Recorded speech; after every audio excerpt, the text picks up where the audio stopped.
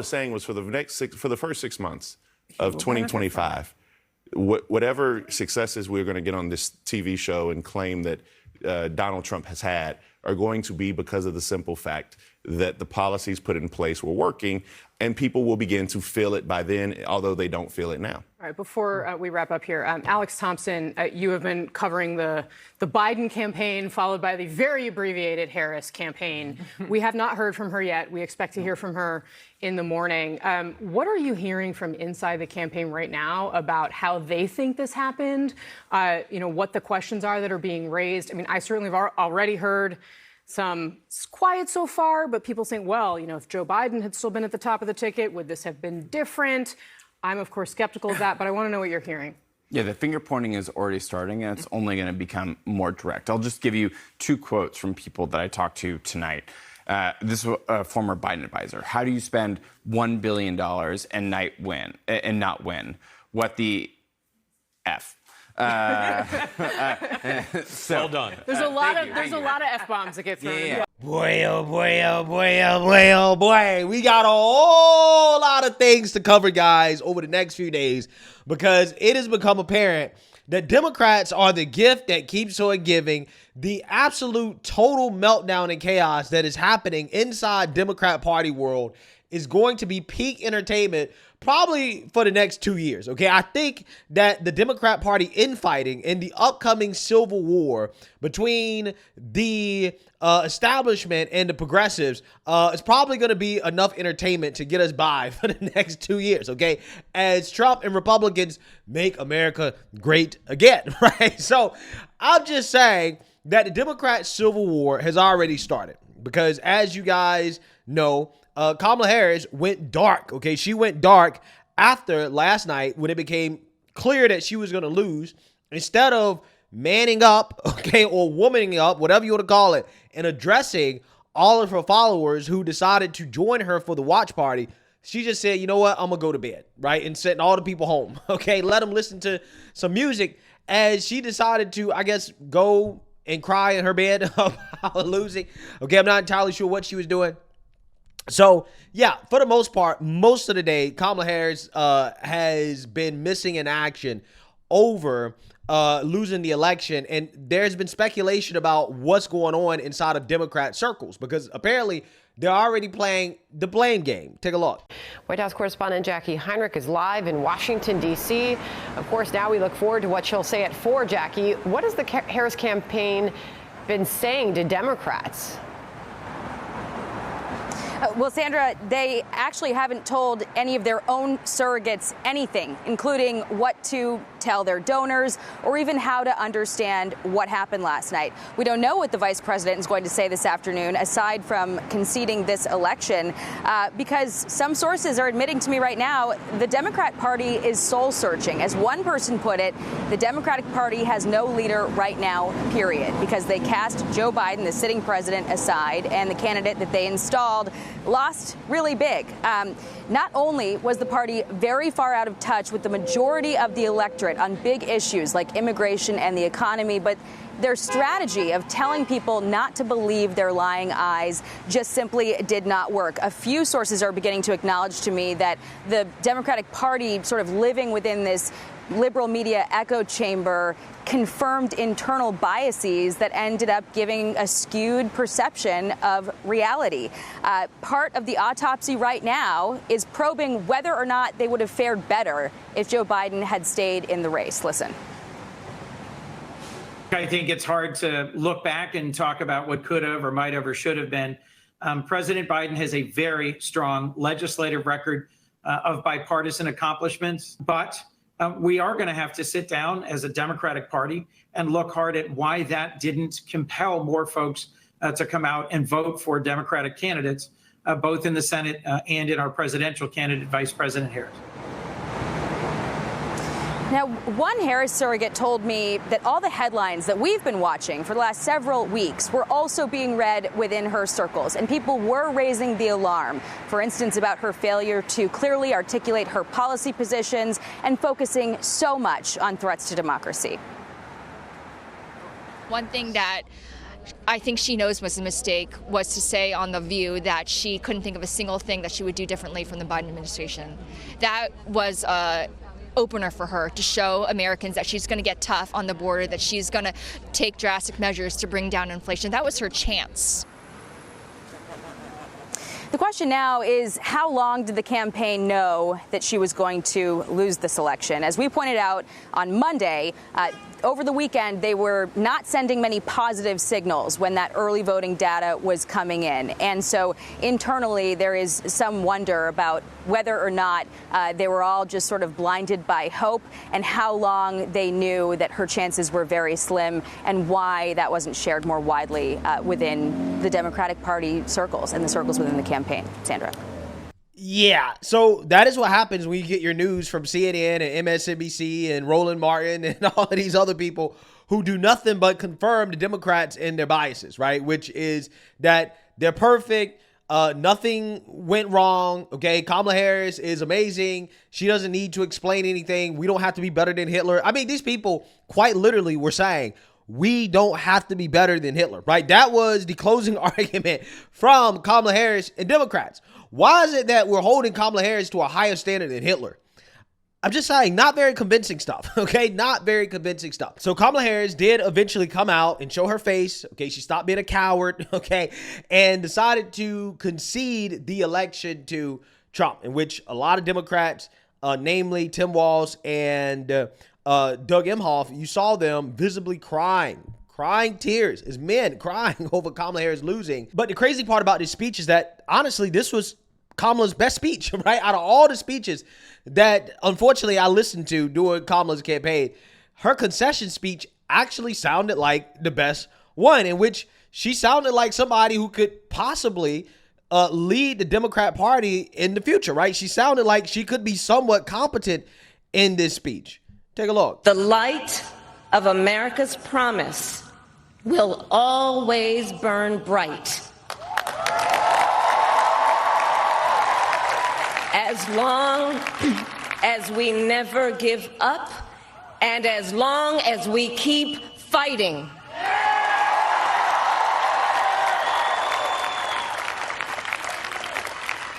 To my beloved Doug and our family, I love you so very much. To President Biden and Dr. Biden, thank you for your faith and support. To Governor Walz and the Walz family, I know your service to our nation will continue. And to my extraordinary team, to the volunteers who gave so much of themselves, it is okay to feel sad and disappointed. But please know it's going to be okay. On the campaign, I would often say, when we fight, we win. But here's the thing. Sometimes the fight takes a while. That doesn't mean we won't win. That doesn't mean we won't win. The important thing is don't ever give up. Don't ever give up. Don't ever stop trying to make the world a better place. You have power. You have power. And don't you ever listen when anyone tells you something is impossible because it has never been done before. It is not over for Kamala. And all of you celebrating a Trump victory before the votes are even fully counted, may I remind you that a lot can change at the last minute. And even if we do fail to win the presidency for Kamala, after all the work I've done for white dudes for Kamala over the last few months, we will return in 2028. Kamala 2028 will be the greatest political comeback the world has ever seen. Not just America, but the world. And I firmly believe that Kamala is still the best person in the whole of the United States to be the president of this country. Yeah, so you seen that, you heard that. Okay, you had Tim Walz and Doug Emhoff boohoo whining and crying, right? So the Democrat tears were flowing, and they weren't just flowing at this speech, this concession speech, they also were flowing on the mainstream liberal media outlets as well, too. Take a look. I mean, and that mission and that purpose, Claire McCaskill, will determine. You okay? I think I'm okay. Tell me what you're thinking. Well, I'm so proud. I'm so proud of her.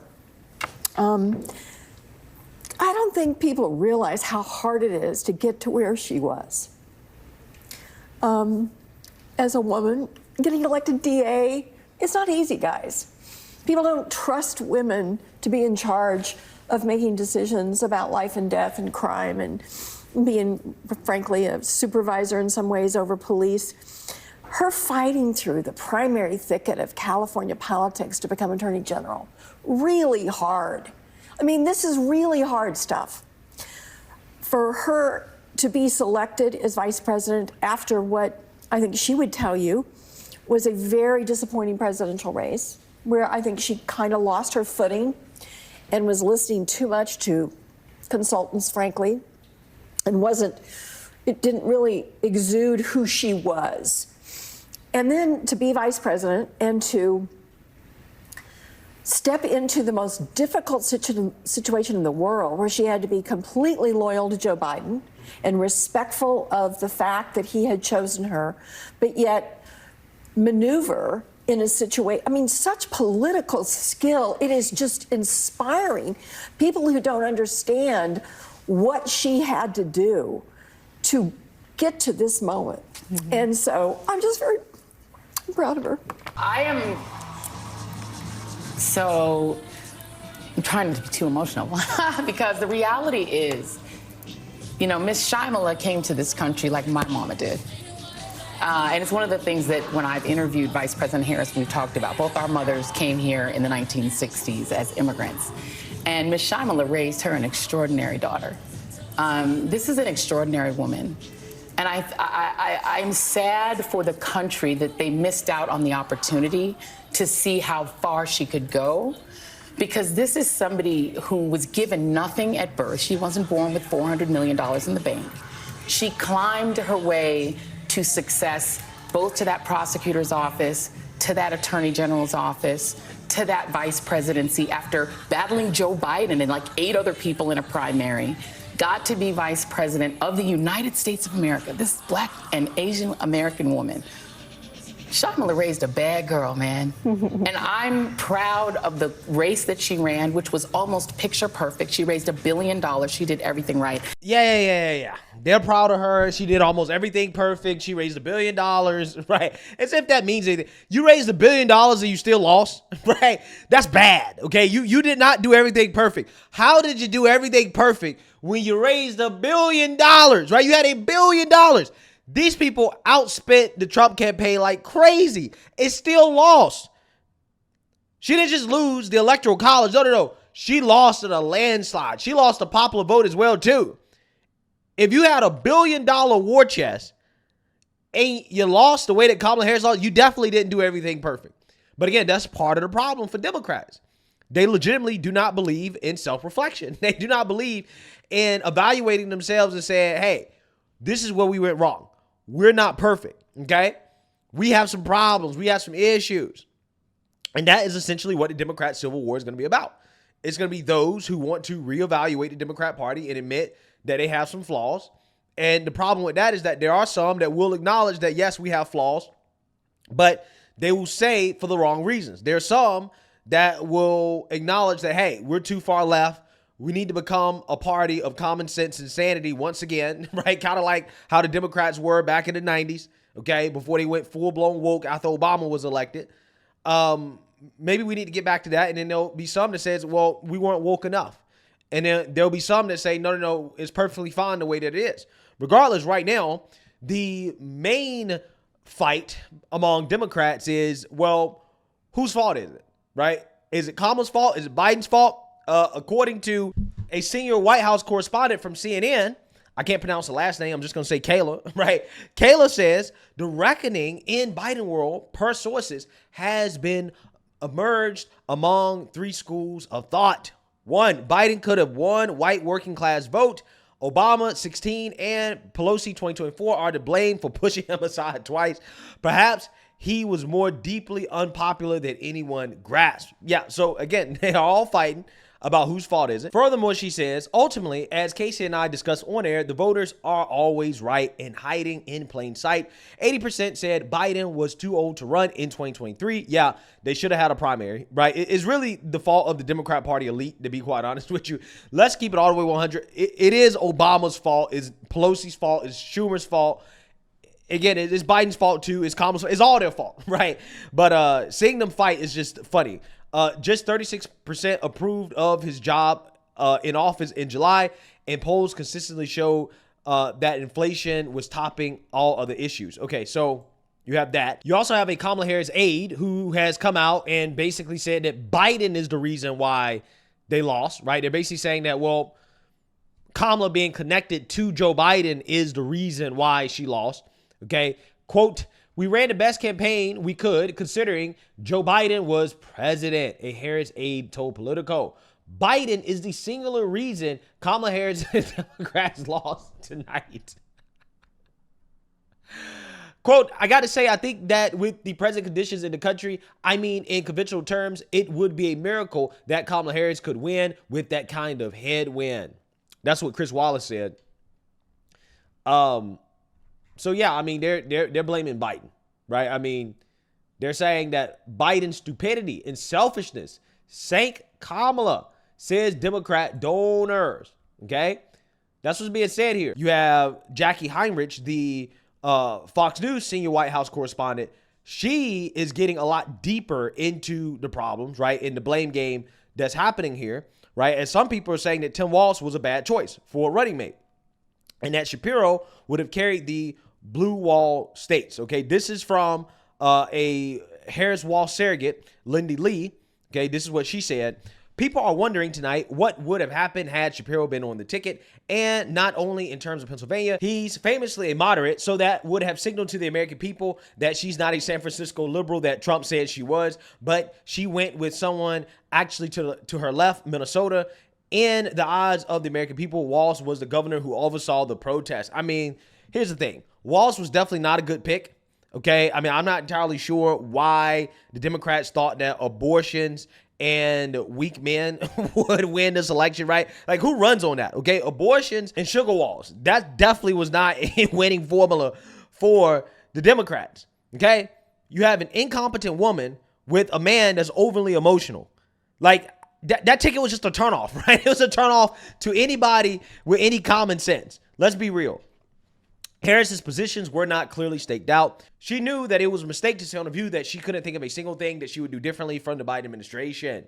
Yeah, I mean, in my opinion, I think that's when her campaign lost any chance of winning. And I said that when it happened, I said, that's the end of her campaign. And a lot of people said, you know, hey, that's an exaggeration. Oh, it's clickbait. Oh, her career's not over. And I'm like, nah, her career is over, right?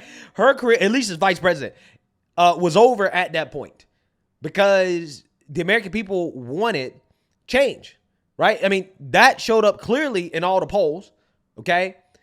And it doesn't make sense for you to go on air, on The View, on a friendly platform like that, a national television platform, and to say that you would not have done anything differently than Joe Biden, but also run as the candidate of change. It just didn't make sense, okay? It just didn't make sense. It was very incoherent. And again, this is part of the reason why she lost. The focus on fascism was not working. Forward future, they were right. Too many cooks in the kitchen led to muddled campaign messaging, poor staffing decisions in key battlegrounds. She heard us. We raised serious concerns about the Pennsylvania campaign's leadership. She actually installed some of her own people in the final weeks of the campaign, but I fear it was too late. We should have people who deeply understand, intimately understand the contours of the state rather than out-of-state operatives who move from campaign to campaign. Harris' team was expecting a protracted legal fight, even extended hotel rooms for big donors through Thursday. Now they're going home. Yeah, so basically, they lost so bad that they can't even come out here and to say that, hey, we're going to legally fight the outcome of the election. So yeah, what you have here is the blame game happening. Okay, everybody's pointing fingers. But ultimately, I think that the people here who are to blame are all the Democrats, really. And really, the Democrats at the top the elites, the Obamas, the Pelosi's, etc., because they are the ones that decided to overthrow democracy within their own party twice instead of just letting the people decide. When it was clear that the people didn't want Joe Biden, they said, no. Joe Biden's going to be our guy anyways, okay? And we're going to try to gaslight people into thinking that he's okay, he's totally fine, nothing's wrong with him. And at the point in which they couldn't do that anymore, instead of saying, all right, let's actually have some democracy, let's live up to the things that we claim we believe in. No, we're not going to do that, right? Because we hate democracy. We're going to stage a coup, install Kamala, and then run her and see what happens, okay? And look what happened, okay? It was an absolute disaster. I think the first piece of advice that I would give Democrats is to actually have some democracy, right? Have a real primary, which they're going to be forced to next year anyways. But I'm just saying, in the future, when the American people have spoken and they said that, hey, we don't like the Democrat incumbent, it doesn't matter if they're president, it doesn't matter if they're in office, you might want to have a primary, especially if you know that that individual is mentally falling apart, okay? You might want to do that, okay? And then you might want to also have a primary or to allow the people to decide if that incumbent has to step down, right? You might not want to just install somebody and force people to go along with a politician, a candidate who's extremely mediocre like Kamala Harris, okay? So, you know, there's a whole lot of factors that led to Kamala Harris losing. I'm just going to enjoy the entertainment of Democrats infighting and pointing the fingers and blaming each other for why they lost. So let me know what you guys think. Make sure you like, comment, and subscribe. Most importantly, share a Black conservative perspective. Peace.